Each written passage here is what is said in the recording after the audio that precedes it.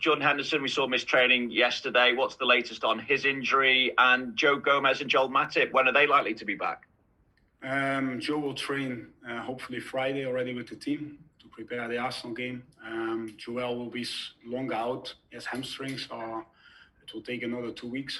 Hopefully international break will solve that one, so he's ready after for the Everton match. And Hendo is a little bit difficult. We have to see it, but for sure not tomorrow. And Arsenal will be tight. But let's see, day by day. What's the nature of Jordan's injury? Rec fam. And so it's just you've got to take it day by day. I take it, yeah. Yeah, for sure not tomorrow. And let's hope Arsenal he will be fit. That's it. Obviously, it looks like Thiago settled in very quickly the way he was passing the ball in the second half against Chelsea. But is this the opportunity now to give him his first start and Diogo Jota his first start? Or do you wait till Arsenal? No, yeah. Let's start with Thiago. Good teams need good players. And we're really happy that he's with us because this team, especially this team, deserves a player like him because he will make sure that we keep evolving. Teams adapt. Teams try to destroy our plans, and what's most important that we stay unpredictable. And unpredictability means that from each position we can play the last pass and we can speed up the game as much as we can. And Thiago does that for us. So he's a great signing, and we didn't bought the problem, we bought the solution. So that's one. Diogo, what can I say? His technical level is on the same as our front three. He has so much future in his feet, and he will have a great pathway inside our club. And he's like a pressing monster, so he will fit in straight away.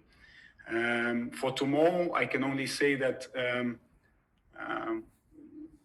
the good thing over the last years was this group created a mentality, the whole team, to see each next game as a final. And we're the team who will represent us. It will be a good team. It will be a strong team.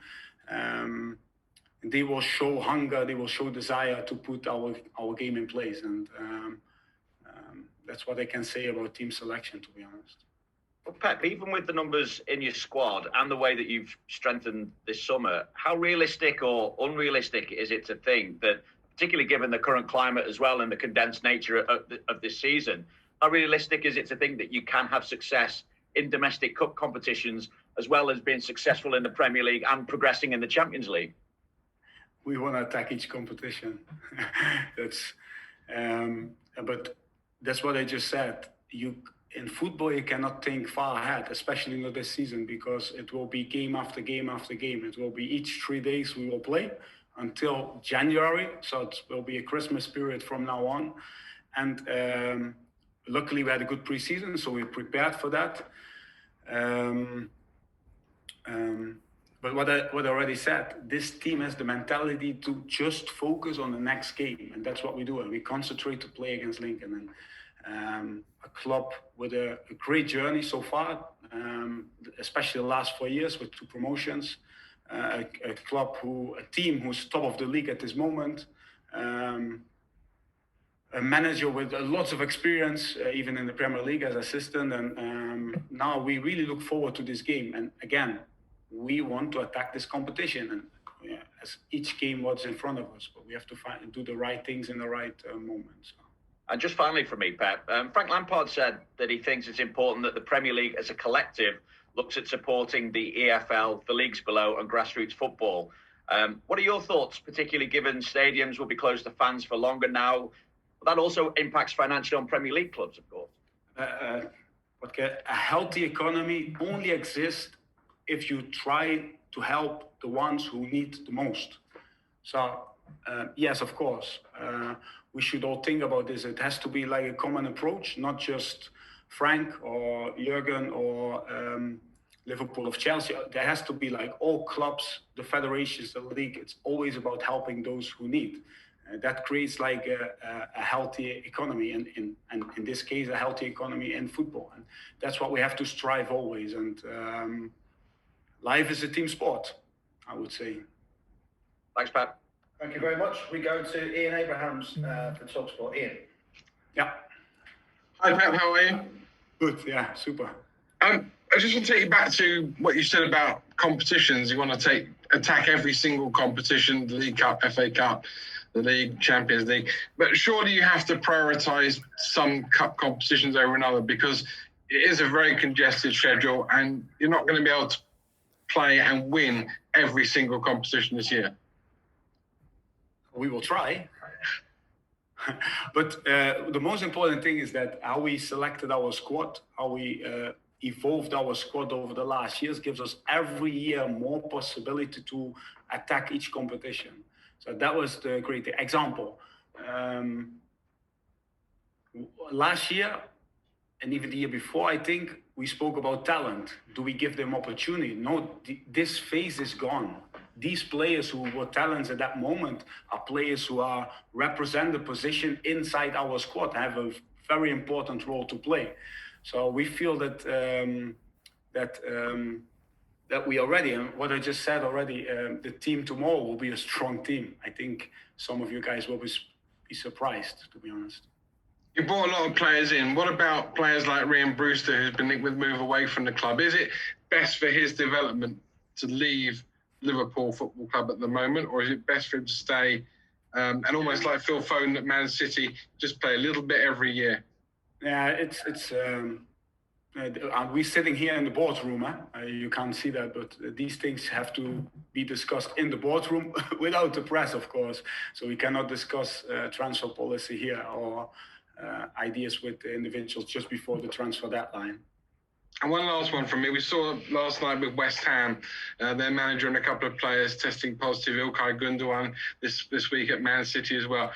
This is still a very dangerous time for COVID-19. We've seen that Leyton Orient players were tested thanks to Tottenham Hotspur, and their game in the end had to be called off. How appreciative are you that at the moment you're still very much playing football, but at a very, very dangerous time in this country? Yeah, I can speak for myself, but we all have real concerns, not just football, but especially society. I think the main thing is to keep discipline. That's the main thing. And if you look into Melwood example, what we did, it's almost like a hospital in here in terms of how we treat the players and how we protect football and our club and our players. But everybody forgets that the reason why we do it is to protect our vulnerables. Example, our kitman, or inside our structure, these people. That's why we have to stay disciplined, to protect Graham, to protect the people around us. And of course, we want to protect the brand of football and want to play, and the fans are still there. They're just not in the stadium, but we still have to entertain them, and the food is still going. But the main reason why we have to keep discipline and we are also concerned is because of these people.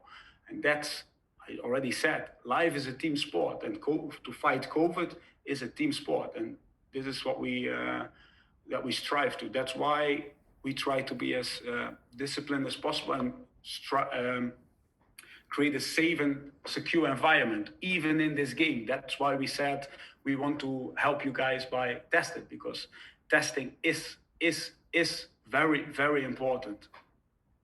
Thank you very much, Ian. And we'll go to Carl Markham from Press Association. Carl. Hi, Pep.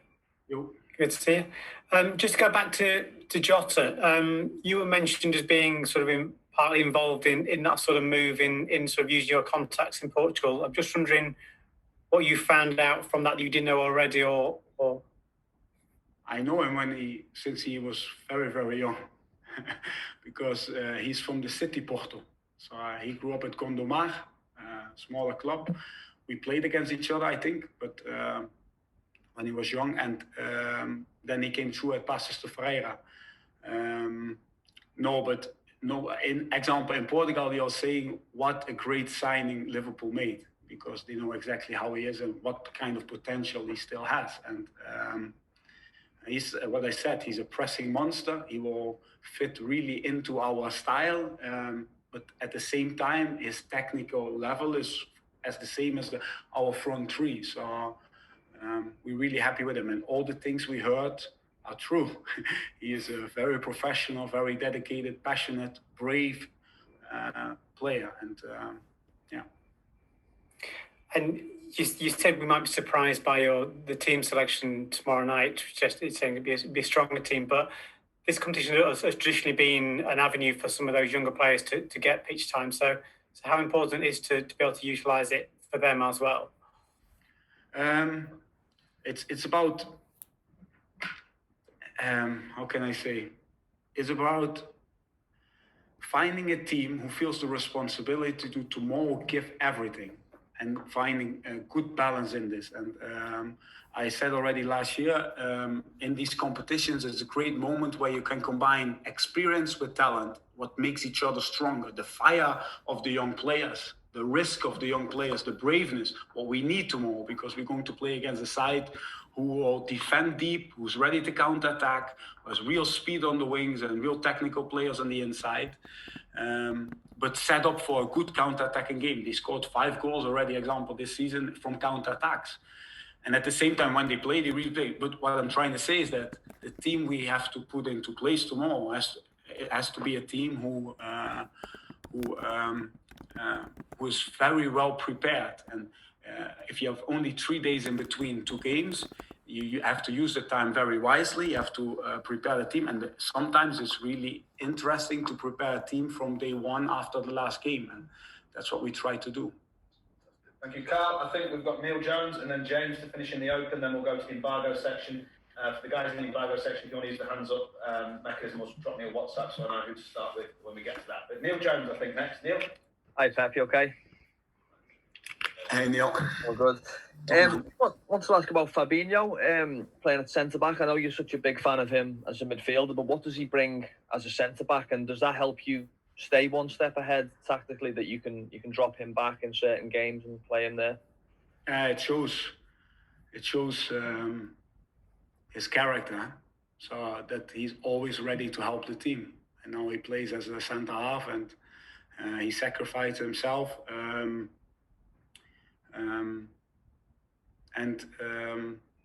If you saw the difference between the Leeds game and the Chelsea game, I think it's also a big compliment, the last game against Chelsea, of our last line.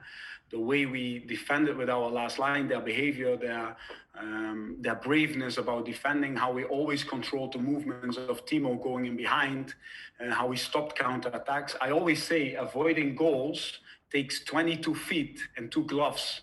So it means that it's not just Fabinho who stopped the counters. It's like, as a whole team, we have to defend and try to avoid these things to happen. But Fabio was easy choice to be man of the match, in my opinion. And yes, of course, I like that players, and Jurgen likes, especially Jurgen likes, that we can play players in different positions, this versatility. And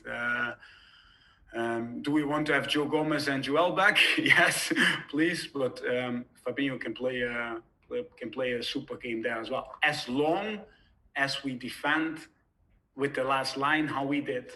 So it's, otherwise, it would be much more difficult for him as well. And then we'll finish with James Pearce in the open before we go to the embargo section. James. Pep, how are you? You okay? Oh, man, yeah. Stuff. Can I just check, is Billy Koumetio fit and available for this game? To be honest, he has a check now. He didn't train with the team for the last days.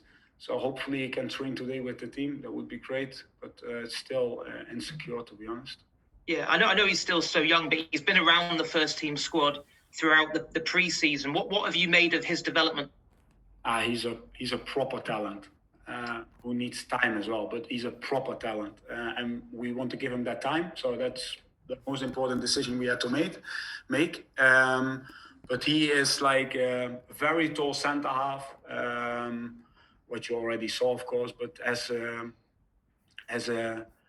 a real strength through the air, not only set pieces, but especially because if you are a pressing team, you have to accept that there's a lot of long balls and second ball play to be played. So it's really important that that you have centre halves who are good in the air win this first challenge and to be brave in this first challenge. And Billy is someone who can, even in the air, put the ball where he wants to put it. So that's really good for that age. And of course, everybody sees his physicality and how strong he is. We like to give him the opportunity to develop with us, to help us, and to become a